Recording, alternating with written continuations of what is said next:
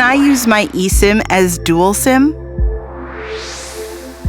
Yes, you can use two eSIMs at the same time with a dual SIM feature, as long as your phone is compatible with this technology.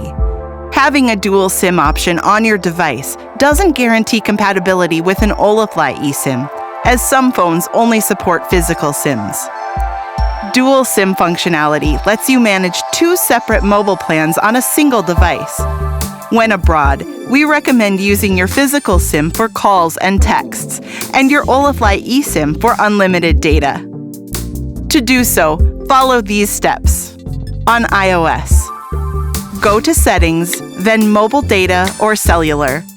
Ensure both your personal SIM and eSIM are active, and select Default Voice Line. Once there, choose your personal line.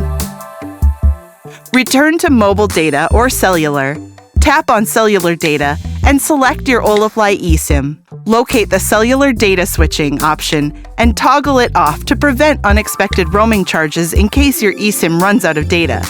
On Android, go to Settings, then Connections, then SIM Manager. Ensure both your personal SIM and eSIM are active. Go to Calls and confirm that your personal SIM is selected. Choose Mobile Data and select your Olafly eSIM.